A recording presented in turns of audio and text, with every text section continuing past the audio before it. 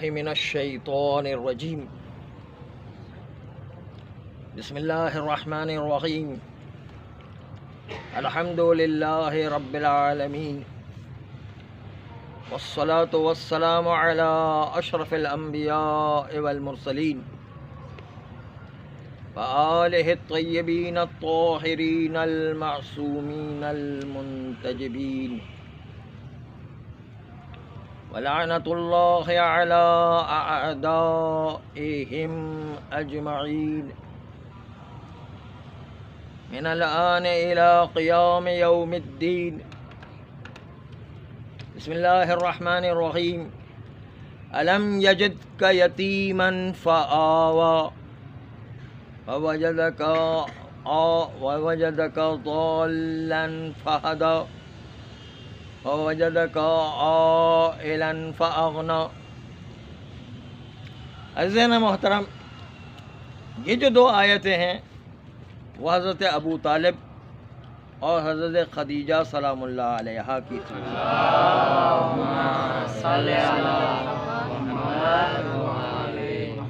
آج چونکہ شب گزری ہے، آج کا دن گزرا ہے، حضرت خدیجہ سلام اللہ علیہا ام المومنین ہم سب کی ماں حضرت خدیجہ صلوات اللہ علیہا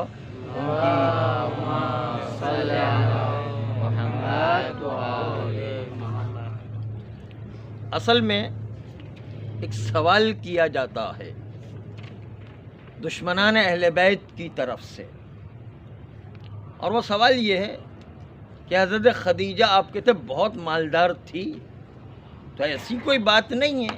یہ دشمنوں کا سوال عرض کر رہے ہیں، بلکہ عرب لوگ بہت ہی غریب لوگ ہوا کرتے تھے، اور ان غریب لوگوں کے اندر کوئی کھاتی پیتی عورت ہو جائے تو مالدار کہلاتی تھی. اس لیے حضرت خدیجہ جو ہے مالدار کہلاتی تھی، وَإِلَّا کوئی اتنی کوئی دولت مال ان کے پاس نہیں تھا. یہ دشمنوں کا سوال اہل بیت سے بغض رکھنے کے نتیجے میں نکالا گیا. بغض اہل بیت انسان کو مار دیتا ہے، یہ سب سے بڑی بیماری ہے، اور بیماری اس سے بڑی کوئی نہیں ہے کہ انسان بغض اہل بیت انسان اپنے دل میں رکھتا ہو، اور اس کی وجہ سے جو مختلف اہل بیت کے فضائل کو گھٹانے کی کوشش کرتا ہو. چنانچہ اسی سوال کا جواب ہم دے رہے ہیں. سوال اور وہ سوال کا جواب یہ ہے کہ حضرت ابراہیم علیہ السلام ان کی دو بیویاں تھیں، ایک حضرت سارہ اور دوسری ہاجرہ.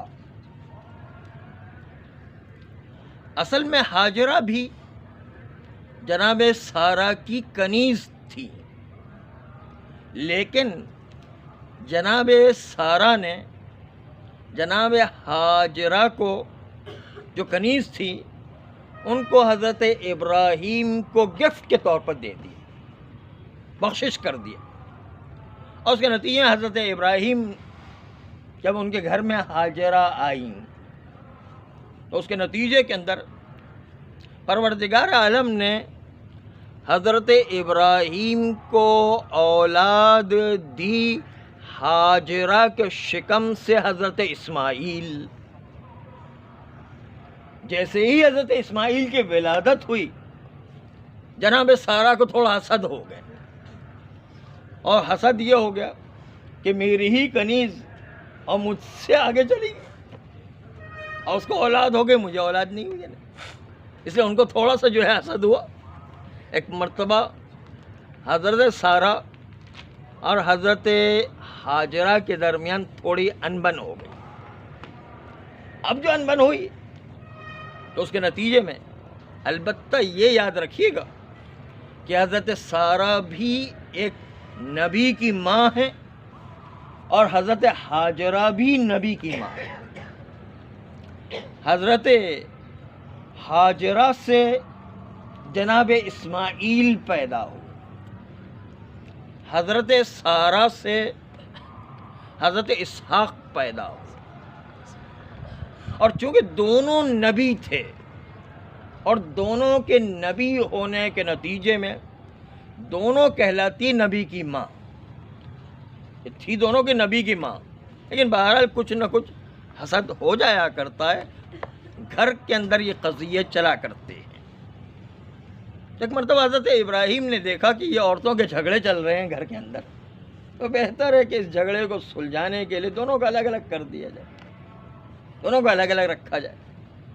چنانچہ حضرت ابراہیم پیغمبر حضرت ہاجرہ کو بابل سے لے کر کے چلے، خانہ کعبہ کے پاس حجاز میں لے کر آ گئے، اور حجاز میں جب لائے تو ایک مرتبہ وہ حجاز کا علاقہ بڑا ویران علاقہ تھا، نہ کوئی جو ہے کھانے کا انتظام، نہ کوئی پینے کا انتظام، نہ کوئی جانوروں سے حفاظت کا انتظام، نہ سانپ بچھو سے حفاظت کا کوئی انتظام، اور چھوٹا بچہ گود میں ہے حضرت ہاجرہ کے، کھانے پینے کا بھی انتظام نہیں، گرمی بھی بڑی سخت ہے اور دھوپ پڑ رہی ہے، سائے کا بھی کوئی انتظام نہیں، کوئی گھر بھی نہیں ہے۔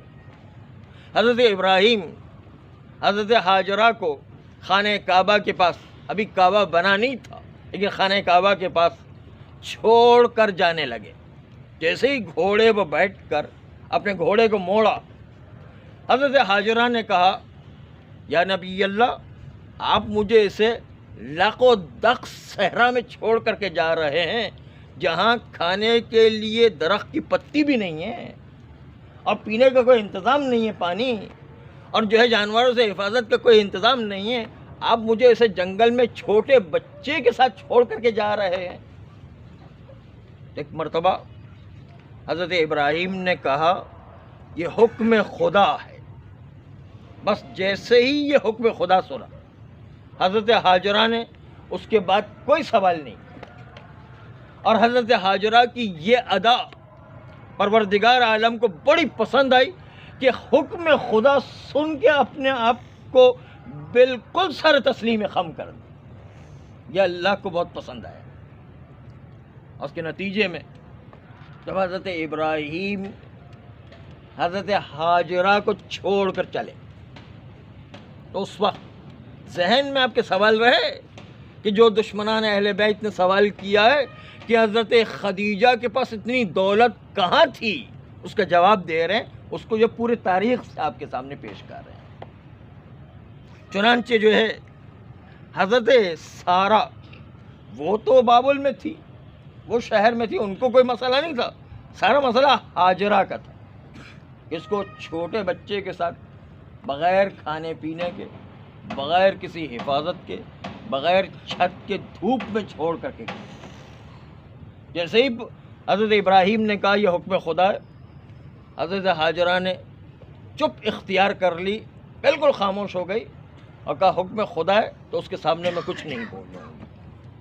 چنانچہ حضرت ہاجرہ جیسے ہی ابراہیم علیہ السلام گئے، بچے کی پیاس کی خاطر، بچے کی محبت اور بچے کی پیاس کی خاطر ایک مرتبہ ہاجرہ نے صفا و مروہ کے درمیان 7 چکر لگائے۔ اب جو 7 چکر لگائے تو یہ 7 چکر لگانا پروردگار عالم کو اتنا پسند آیا، اتنا پسند آیا کہ ایک عورت کی سیرت تھی لیکن اس کے اوپر تمام انبیاء کو چلایا اور تمام ائمہ کو چلایا، اور کہا کہ ہر نبی کو بھی جب حج اور عمرہ کرنا ہے تو صفا مروہ کا ہاجرہ کی طرح چکر لگانا ہے۔ یہ پسند آ جانے کے نتیجے میں پروردگار عالم نے ایک عورت کی سیرت پر تمام انبیاء کو عمل بھی کروایا، تمام ائمہ کو بھی عمل کروایا۔ کیوں؟ اس لیے کہ اطاعت خدا میں سرشار تھی، تسلیم خدا میں سرشار تھی، اس لیے پروردگار عالم نے انبیاء کا بھی اور ائمہ کو بھی اس عمل میں تابع قرار دیا حضرت ہاجرہ کی۔ حالانکہ ہاجرہ کنیز تھی لیکن کنیز کا مقام فقط اطاعت الہی اور تسلیم الہی کی وجہ سے پروردگار عالم نے وہ مقام قرار دیا کہ تمام ائمہ اور تمام انبیاء کو ان کا تابع قرار دیا۔ یہ ہے کہ اطاعت انسان کو اتنا عظیم بنا دیا کرتی ہے، تسلیم خدا اتنا انسان کو عظیم بنا دیا کرتی ہے۔ چنانچہ حضرت ہاجرہ چکر لگا رہی تھی، اور حضرت اسماعیل جو بچے تھے، چھوٹے سے بچے، دودھ پیتے بچے، وہ اپنی ایڑیاں رگڑ رہے تھے کہ پروردگار عالم نے حضرت اسماعیل کی ایڑیوں کے پاس پانی زمزم کا چشمہ نکال دیا۔ جو زمزم کا چشمہ اول پڑا، جیسے ہی زمزم کا چشمہ اول پڑا، ایک مرتبہ پانی کی فراوانی ہو گئی۔ حضرت ابراہیم تو چلے گئے تھے، چنانچہ حضرت ہاجرہ نے پانی بچے کو دیا، دودھ بچے کو دیا، اس کے بعد اپنی زندگی گزارنا شروع کر دی، اس لیے کہ جہاں پر پانی ہوگا زندگی ہوگی۔ انسان کو بھی پانی کی ضرورت ہوتی ہے، تمام حیوانات کو بھی پانی کی ضرورت۔ پانی عرب میں بڑی قیمتی چیز مانا جاتا ہے، چنانچہ پانی تھا۔ حضرت ہاجرہ نے اپنے آپ کو سیراب کیا، بچے کو سیراب کیا، دودھ سے بھی اور جو ہے پانی سے بھی، اور پھر جو ہے پانی ہے تو سرسبزہ بھی اگا کرتا ہے، پھل جو ہے سبزیاں بھی اگا کرتی ہے، مختلف پھل فروٹ بھی اگا کرتے ہیں، اور مختلف وسائل خود بخود دستیاب ہو جایا کرتے، پانی ہونے سے سب کچھ مل جایا کرتا۔ چنانچہ حضرت ہاجرہ نے اس علاقے کو تھوڑا سا آباد کیا۔ ایک مرتبہ آپ کو پتہ ہے کہ عرب کے صحرا میں پانی کی بڑی قیمت ہوا کرتی، کنووں کی بڑی قیمت ہوا کرتی، چنانچہ جب بھی تجارتی قافلے وہاں سے قریب سے گزرا کرتے تھے تو ان تجارتی قافلوں کو بھی پانی کی ضرورت ہوا کرتی تھی، اس لیے کہ قافلے چاہے تجارتی ہوں یا ایسے ہی قافلے چل رہے ہوں، ہر ایک کو کنویں کی تلاش ہوتی ہے، جہاں کنویں سے جو ہے اس کو پانی مل جائے یا نہر سے ان کو پانی مل جائے مثلا، تو تلاش میں ہوا کرتے ہیں۔ چنانچہ سارے کے سارے جو تجارتی قافلے وہاں قریب سے گزرا کرتے تھے، شام جایا کرتے تھے، یمن جایا کرتے تھے، ایتھوپیا اور حبشہ جایا کرتے تھے، جتنے قافلے جایا کرتے تھے وہ سب کے سب جو ہے اس علاقے سے گزرا کرتے تھے۔ ایک مرتبہ پانی کی ان کو ضرورت ہوا کرتی، وہ کنویں کو تلاش کیا کرتے تھے، اور کنویں کو تلاش کرنے کا طریقہ اس وقت عرب کے اندر یہ تھا کہ وہ دیکھتے تھے کہ پرندے اڑ کر کے کہاں جا رہے ہیں۔ دیکھا کہ پرندے اڑ کر کے خانہ کعبہ کے پاس آ رہے ہیں، وہ سمجھ گئے کہ یہ پانی خانہ کعبہ کے پاس نکلا ہوا ہے، اسی لیے پرندے جو پانی پینے کے لیے وہاں پہنچ رہے ہیں، اور اس کے ذریعے سے انہی پرندوں کے ذریعے سے قافلوں کو بھی پتہ چل جاتا ہے کہ پانی کہاں پر موجود ہے۔ چنانچہ پرندوں کو دیکھ دیکھ کر کے ایک مرتبہ قافلے خانہ کعبہ کے پاس پہنچنے لگے۔ ایک مرتبہ قافلے آتے حضرت ہاجرہ سے درخواست کرتے کہ ہمیں بھی اس زمزم کے پانی کو استعمال کرنے کی اجازت دی جائے۔ چنانچہ ہاجرہ نے مناسب سمجھا کہ کسی انسان کو پانی کے بغیر نہ رکھا جائے، سب کو اجازت دی کہ آپ لوگ اس پانی زمزم سے استفادہ کر سکتے ہیں۔ چنانچہ کنویں سے استفادہ کرنے والے جتنے بھی قافلے اب گزرتے تھے سب کے سب زمزم پر ٹھہرا کرتے تھے، اور ٹھہرنے کے بعد اس پانی سے استفادہ کیا کرتے تھے۔ جب قافلے ان کو یہ آسانی ہو گئی، پانی جو ہے یہاں پر دستیاب ہو گیا، زمزم جیسا پانی، اور اتنا فراوان پانی کہ آج تک وہ پانی جو ہے ختم ہونے کا نام نہیں لیتا، اتنا فراوان پانی مل گیا۔ تو اس کے نتیجے کے اندر کچھ قافلے والوں نے سوچا کہ یہ تو بہت اچھا پانی یہاں پر نکلا ہوا ہے، بڑا سرسبز و شاداب علاقہ بن سکتا ہے، یہاں پر تو ہم درخت اگا سکتے ہیں، یہاں پر کھیتی اگا سکتے ہیں، یہاں پر ہم جو ہے پھل فروٹ اگا سکتے ہیں، سبزی اگا سکتے ہیں، یہاں پر تو بہترین آبادی ہو سکتی ہے۔ چنانچہ قافلے والوں میں سے کچھ نے سوچا کہ حضرت ہاجرہ سے اجازت لے کر ہم یہاں رک جائیں، حضرت ہاجرہ کی زمین پر رک جائیں۔ چنانچہ ایک قافلے نے آ کے درخواست کی حضرت ہاجرہ سے کہ آپ ہمیں بھی جو ہے پانی سے استفادہ کرنے کے ساتھ ساتھ یہاں زمین پر رہنے کی اجازت بھی دیں۔ جب اجازت مانگی تو حضرت ہاجرہ نے 3 شرطیں لگائی، کہ 3 شرطوں کے ساتھ آپ کو یہاں رہنے کی اجازت دیتے ہیں۔ نمبر 1 پہلی شرط یہ کہ اس کنویں کے اطراف، زمزم کے اطراف جتنی سرسبز و شاداب زمین ہے وہ سب کے سب حضرت اسماعیل اور ان کے فرزندوں کی ملکیت رہے گی، تم لوگوں کا اس میں کوئی حصہ نہیں ہوگا۔ پہلی شرط یہ لگائی کہ حضرت اسماعیل جو بچے تھے اس کی زمین ہوگی، یا ان کی اولاد جو بعد میں پیدا ہوگی ان کی زمینیں ہوں گی، باقی کسی اور کو زمین میں حق نہیں ملے گا۔ جو سرسبز زمینیں جو ہے زمزم کے اطراف ہے، سب کی سب جو ہے اسماعیل اور ان کی اولاد کے نصیب اور ان کی ملکیت میں ہوگی۔ پہلی شرط ہاجرہ نے یہ لگائی۔ دوسری شرط یہ لگائی کہ چونکہ یہ زمین ہماری ہے، ہم اس علاقے کے مالک ہیں، اس لیے دوسری ہماری شرط یہ کہ جب بھی کتنی ہی آبادی ہو جائے، یہاں کا سردار یا تو حضرت اسماعیل ہوں گے یا اسماعیل کی اولاد میں سے سردار بنے گا، اور کوئی جو ہے باہر سے سردار نہیں بن سکتا ہے۔ یہ دوسری شرط لگائی حضرت ہاجرہ نے ان لوگوں کو جو باہر سے قافلے آ کر کے رہنا چاہتے تھے۔ تیسری شرط لگائی کہ اب جو ہے خانہ کعبہ ان کے متولی جو بنیں گے وہ حضرت اسماعیل اور اسماعیل کی اولاد میں سے جو ہوگا وہی خانہ کعبہ کا متولی بنے گا۔ یہ تین شرطیں لگانے کے بعد ایک مرتبہ وہ باہر کے قافلے والے تو آ کر رہنا چاہتے تھے، زمین ان کو مفت میں مل رہی تھی، اس لیے انہوں نے تمام شرطیں مان لی اور دل سے مان لی اور کہا کہ ہاں ہم آپ کی تمام شرائط کو ماننے کو تیار ہیں، اور اس پر جو ہے باہر سے آنے والے قافلوں کو دور دور خانہ کعبہ اور زمزم سے دور دور ان کو زمینیں دی گئی تاکہ وہاں پر وہ آبادی کر سکے۔ اور سرسبز زمین جو خانہ کعبہ کا علاقہ تھا وہ سارا کا سارا حضرت اسماعیل اور ان کی اولاد کی ملکیت میں تھا، اس لیے اس سے دور وہ باقی قافلے والوں کو زمینیں دی گئیں اور کہا کہ تم لوگ وہاں پر آباد ہو سکتے ہو۔ چنانچہ ایک قبیلہ وہاں آ کر کے آباد ہو گیا، قافلہ جو ہے آ کر کے آباد ہو گیا۔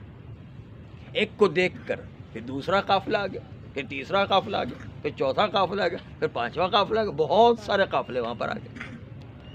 ہوا کیا، ایک نسل کے بعد دوسری نسل آئی، دوسری نسل کے بعد تیسری نسل آئی، تیسری نسل پر جو ہے انہوں نے یہ سوال پیدا کر دیا کہ بھائی حضرت اسماعیل وہ ساری سرسبز زمین، حضرت اسماعیل اور ان کی اولاد ساری سرسبز زمین ان کے حق میں آ جائے، آخر اکثریت تو ہماری ہے، ان کو ساری زمین کیوں ملے یا نہیں؟ دیکھیں یہ اعتراض پیدا کر دیا انہوں نے، اور جو ہے وہ بادشاہ اور سردار وہ خود ہی کیوں بنے، ہم جو ہے کیوں جو ہے سردار نہیں بن سکتے؟ الیکشن کروایا جائے تاکہ الیکشن کے اندر ہماری اکثریت ہے، ہم لوگ جیتیں گے، حضرت اسماعیل اور اس کی اولاد جو ہے ہمیشہ کیوں سردار بنتی ہے؟ الیکشن کروایا جائے۔ نہیں، ان کو یہ پتہ نہیں کہ حضرت ہاجرہ سے کیا معاہدہ ہوا، وہ پتہ تھا لیکن نسلیں گزرنے کے بعد یہ ساری چیزیں بھول جایا کرتے۔ پھر جو ہے تیسرے پر بھی اشکال کیا کہ ہم جو ہے متولی بھی ہوں گے خانہ کعبہ کے۔ چنانچہ یہ تینوں پر اعتراض کرنے لگے۔ ایک مرتبہ ان کو شرائط یاد دلائی گئی، اور یاد دلانے کے بعد وہ تیسری نسل والوں کو بتایا گیا کہ تمہارے ساتھ ہماری جدہ ہاجرہ نے معاہدہ کیا تھا کہ ان تین شرطوں کے ساتھ تمہیں اس زمین پر رہنے کی اجازت دی جائے گی، ورنہ اجازت نہیں ہے۔ چنانچہ ہماری زمینیں تھی تمہیں دی گئی۔ ایک مرتبہ وہ تیسری نسل والے پیچھے ہٹے اور انہوں نے احتجاج کرنا چھوڑ دیا، لیکن تیسری نسل گزری، چوتھی نسل گزری، پانچویں نسل والوں نے پھر احتجاج شروع کیا اور کہا کہ نہیں، ہمارے بھی سردار ہونا چاہیے، ہمارے بھی جو ہے سرسبز زمین ملنا چاہیے، اور ہمارے بھی متولی ہونا چاہیے۔ یہ کیا بات ہے کہ حضرت اسماعیل اور ان کی اولاد کو ہی بہترین زمینیں ملے، بہترین سرداری ملے، بہترین متولی بنے؟ یہ کیا بات ہوگی؟ پانچویں نسل والوں نے تو جھگڑا کرنا شروع کر دیا۔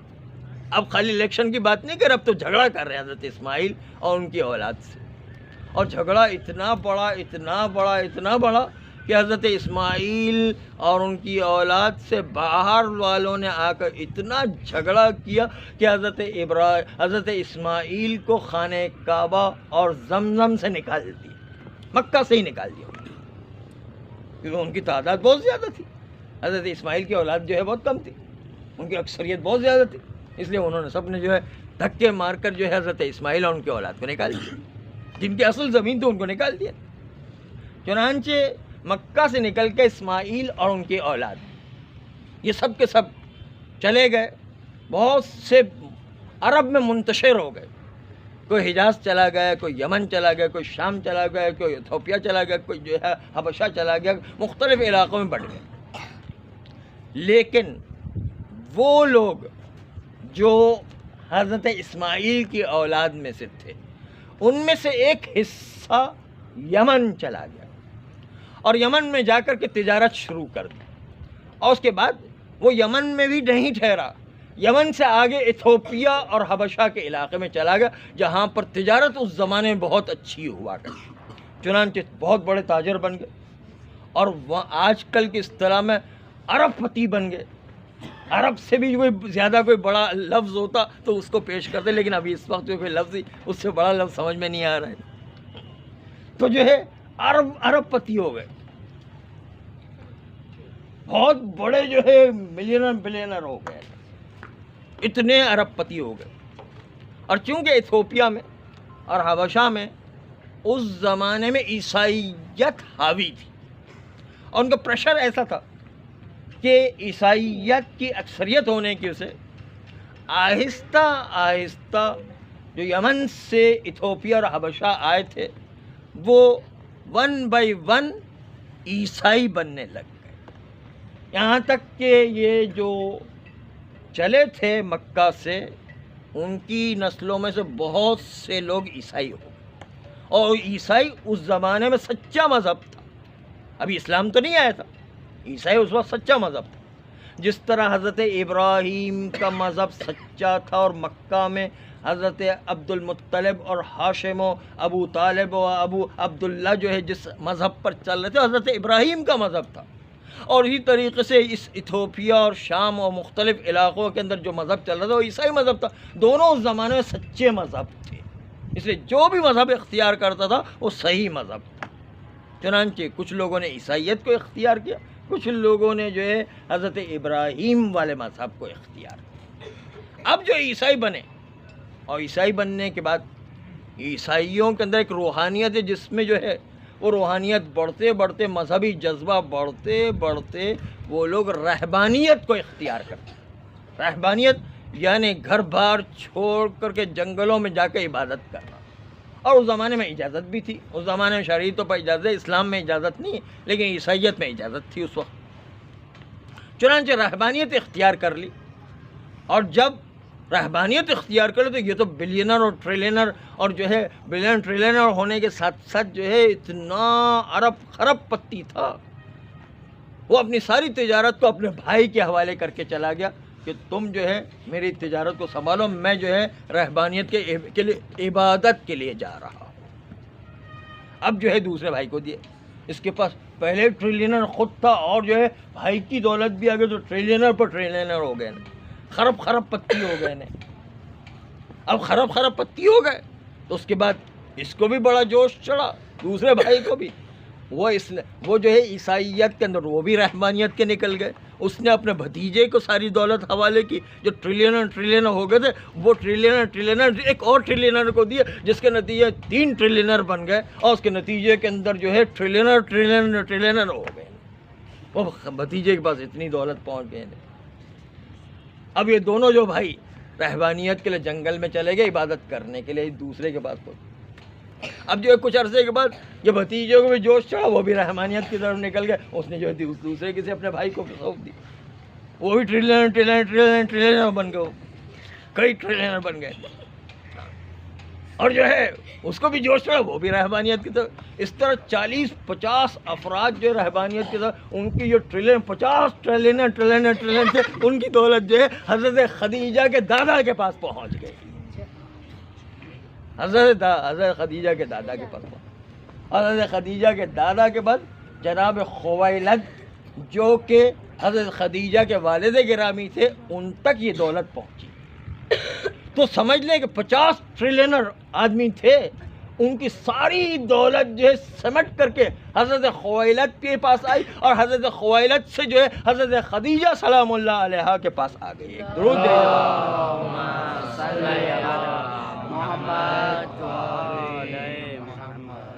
اس طرح اپنے آبا و اجداد سے حضرت خدیجہ کو اتنی ساری دولت ملی تھی. اور پھر جب حضرت خدیجہ کی دولت سے پیغمبر اسلام نے تجارت کی تو اس کو کئی گنا اس میں فائدہ ہوا. 100 ٹریلینر تھے تو اس میں سمجھ لیں 10 گنا اور زیادہ اضافہ ہو گیا, یہاں 1000 ٹریلینر ہو گیا. تب پتہ نہیں کتنی دولت تھی. 70,000 اونٹ تو خالی تجارت کے سامان لاد کر کے چلا گیا. شام کے راستے میں, یمن کے راستے میں, ایتھوپیا کے راستے میں, حبشہ کے راستے میں, یورپ کے راستے میں, افریقہ کے راستے میں, مختلف راستوں پر چلا گیا. ایک اونٹ جو تجارت کا سامان سفر لے کر کے چلا کرتا تھا آج کے ٹرالر کی طرح ہوتا. ایک ٹرالر جو آج 1 کروڑ کا تو ٹرالر ہے, پھر اس کے بعد ان کے اندر جو سامان لادا گیا ہوتا ہے وہ بھی 1 کروڑ کا. تو 2 کروڑ کا سامان لاد کر کے جو چلے اور ایسے 70,000 اونٹ چلے اور ایسے 70,000 اونٹ میں پھر اور تجارت کے نتیجے میں اضافہ ہو جائے تو کتنی زبردست جو ہے دولت اس کے پاس آ جائے گی. اور یہ دولت ساری سمٹ کر حضرت خدیجہ کو آ گئی تھی. خالی اس سے اندازہ لگائیں. حضرت خدیجہ کے لائف اسٹائل کو دیکھیں. لائف اسٹائل ان کا یہ تھا کہ حضرت خدیجہ سونے کا لباس پہنتے, سونے سے بنا ہوا لباس پہنتے, اور اتنا بڑا لباس ہوا کرتا تھا کہ 10 کنیزیں تو خالی اس لباس کو اٹھا کے چلا کرتی تھی.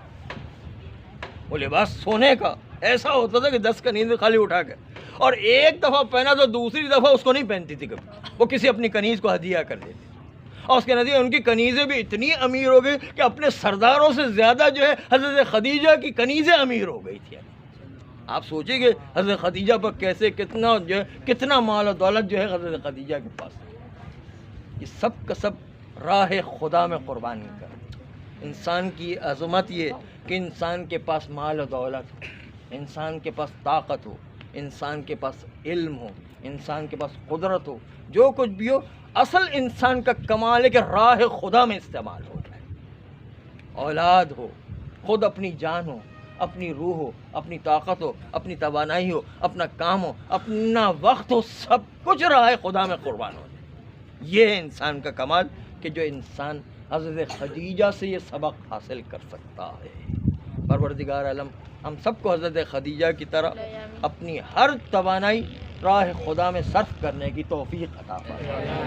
پروردگارہ ہمارے گناہ کبیرہ و صغیرہ کو معاف فرمائے, آئندہ بھی گناہوں سے بچنے کی توفیق عطا فرمائے. نسلاً بعد نسل ایسی اولاد عطا فرمائے جو روز قیامت تک امام زمانہ علیہ السلام کے سچے سپاہی قرار پائے. پروردگارہ حوزات علمیہ کی حفاظت فرما, مراج اعظام کی حفاظت فرما, انقلاب اسلامی ایران و عراق و لبنان و بحرین کی حفاظت فرما. ہم سب کو بھی امام زمانہ علیہ السلام کا سچا سپاہی قرار دے دے, ان کے اعوان و انصار میں شامل کر کے جامع شہادت نصیب فرما. ان اللہ ملائکتہ یصلون علی النبی یا ایھا الذین آمنوا صلوا علیہ وسلموا تسلیما.